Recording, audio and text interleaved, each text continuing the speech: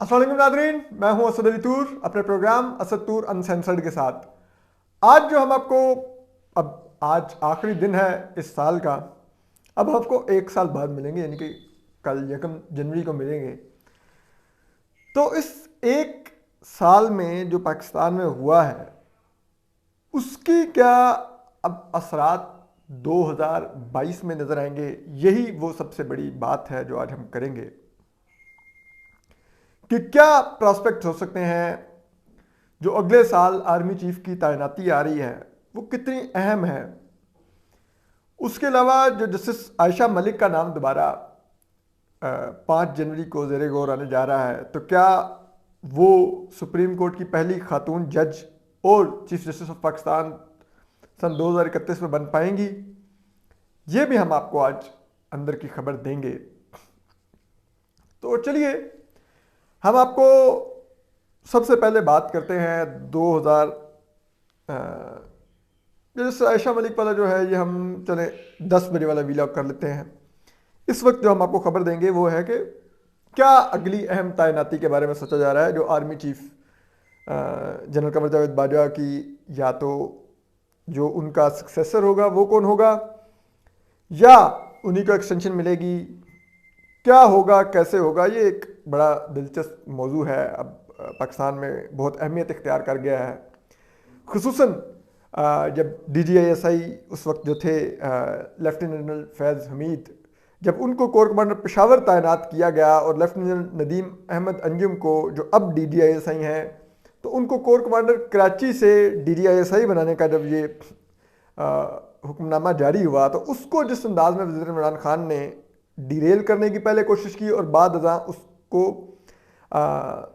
तातुल का शिकार किया अहम तैनाती को, और गैर मामूली तातुल था और एक गैर मामूली पीरियड के लिए ये तातुल बरकरार रहा। ये डेडलॉक फौजी इस्टेब्लिशमेंट यानी कि जनरल कमर जावेद बाजवा और वज़ीर इमरान खान के दरमियान बरकरार रहा।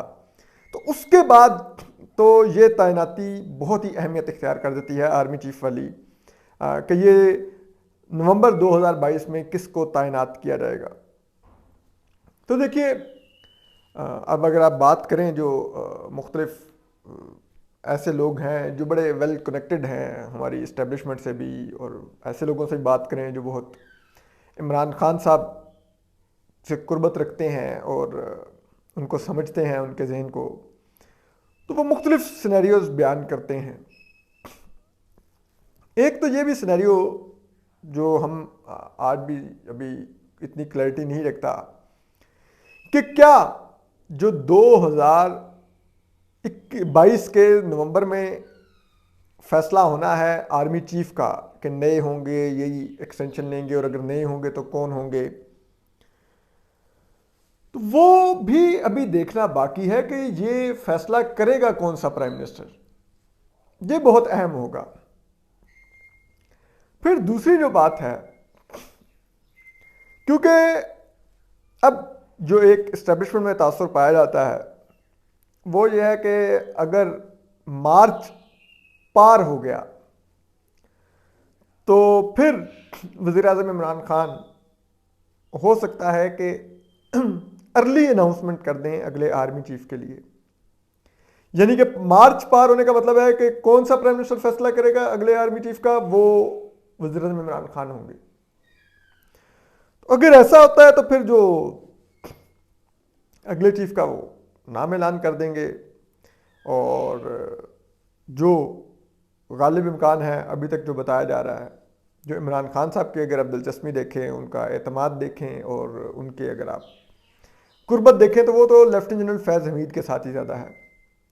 उन्होंने उनकी पोस्टिंग को भी पेशावर में पहले तो मना किया, बहुत अरसा रजिस्ट किया। तकरीबन ये जून से बात चल रही थी, वज़ीर इमरान खान को आहिस्ता आहिस्ता कन्विंस करने की कोशिश की जा रही थी कि लेफ्टिनेंट फैज़ हमीद को जाने दे, लेकिन वो नहीं जाने दे रहे थे। बिल आखिर जब ये अक्टूबर में 6 अक्टूबर को अनाउंस हो गया तो वज़ीर इमरान खान ने उस समरी को दस्तखत करने और मानने से इनकार कर दिया और कहा कि ये मेरी मर्जी के बगैर हुई है। तो फिर वो मामला लटक गया। फिर जाके बड़ी जिसे कहते हैं बैकग्राउंड में मुज़ाकरात के बाद जो असद उमर साहब, फवाद चौधरी साहब और ये दीगर लोग जाके पिंडी में फौजी स्टैब्लिशमेंट से करते रहे। उसके बाद फिर बिलाखर इशू रिजॉल्व हुआ और 26 को वज़ीर इमरान खान ने नोटिफिकेशन किया, लेकिन नोटिफिकेशन पोस्ट डेटेड किया कि 20 नवंबर तक लेफ्टिनेंट फैज़ हमीद इस्लामाबाद में ही होंगे। और उसकी वजह बताते हैं कि लेफ्टिनेंट फैज़ हमीद ने जाकर वज़ीर इमरान खान को बताया कि अगर 27 नवंबर तक मेरी पोस्टिंग ना हुई तो मैं कोर कमांड मैंने 1 साल नहीं की होगी तो फिर मुझे आर्मी चीफ की स्लॉट के लिए मैं अहल ही नहीं हो पाऊंगा। तो फिर उन्होंने कहा कि ठीक है 27 नंबर अगर आपकी डेडलाइन है कि उसके बाद आपको लाजमी जाना चाहिए कोर कमांड करने के लिए, अगर आपने अगला आर्मी चीफ बनना है, तो मैं आपको मैक्सिमम टाइम के लिए तो फिर भी रोकूंगा और वो है 20 नवंबर तक मैं आपको रोक लेता हूँ। तो इसलिए वज़ीर इमरान खान के ये तमाम चीज़ें बड़ी क्लियर हैं इस्टेब्लिशमेंट के लिए कि वो क्या सोचते हैं और उनका फेवरेट कौन है।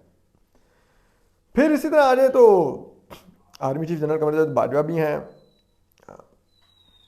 जो वो नवंबर 2022 में वैसे तो उन्होंने रिटायर होना है, लेकिन उनकी अगर एज के लिहाज से देखा जाए तो अब आर्मी चीफ की जो रिटायरमेंट की एज है वो 64 साल कर दी गई है।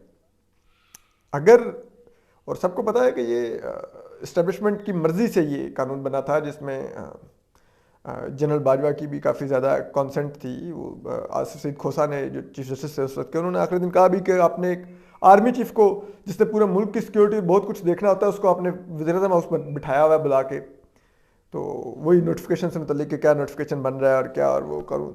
तो ऐसा एक तासुर है कि 64 साल क्यों रखवाई थी उन्होंने। 63 साल भी वो रिटायरमेंट की एज रखवा सकते थे ताकि उनको एक टर्म 3 साल की मिलती है, रिटायर हो जाते। अगर 1 साल और उन्होंने एक्स्ट्रा रखवाया था 64 साल, तो इसका मतलब है कि शायद उनकी जेहन में और भी कुछ था। तो इससे ये तासुर लिया जाता है और ये चिट चैट चलती है कि शायद वो 1 साल और भी उनको एक्सटेंशन का शायद इम्कान हो, वो भी शायद समझते हो कि उनको मिलनी चाहिए। तो ये भी एक प्रोस्पेक्ट है। फिर तीसरा ये है कि अगर उनका ये सोच है तो फिर भी देखते होंगे कि ये लेफ्टिनेंट फैज़ हमीद के बारे में वज़ीर इमरान खान क्या सोच रहे हैं। फिर ये है कि जो सीनियर मोस्ट जनरल्स हैं जो आर्मी चीफ की रेस में होंगे, लेफ्टिनेंट जनरल्स, उनमें उन 4 जनरल्स के भी तो जहन में ये बात आती होगी। वो भी जाहिर बात है फ़ौज में इतनी मेहनत कर रहे हैं, एक अरसे से मौजूद हैं, और हर इंसान का पाकिस्तान में आर्मी चीफ का ओहदा एक बहुत ताकतवर ओहदा है। तो किसी भी आप आज जो कैप्टन भी होगा उससे भी जाके पूछेंगे तो वो ख्वाहिश रखता होगा कि कल मैं तरक्की करते करते आर्मी चीफ के ओहदे तक पहुंचूं। तो ये ख्वाहिश तो हर फौजी अफसर के दिल में होती है और यही सोच के वो मेहनत भी करता है, ऊपर जाता है। तो फिर आप कह सकते हैं कि उन 4 जर्नलों के भी जो लेफ्टिनेंट जनरल्स होंगे उनके भी दिल में होगी कि हम में से कोई आर्मी चीफ बने, और वो भी सोचते होंगे कि वज़ीर इमरान खान तो बहुत ज़्यादा लेफ्टिनेंट फैज़ हमीद के करीब हैं। तो अगर वज़ीर इमरान खान वज़ीर-ए-आज़म रहेंगे, अगर हम इसको ज़रा दूसरे एंगल से देखें तो फिर तो जिसे कहते हैं ना ये रेस खुलेगी नहीं, जिसे कहते हैं ना फिर तो ये एक बड़ा नैरो साइक वो जगह है जिसमें से पता है किसने गुजरना है अगर वज़ीर इमरान खान है।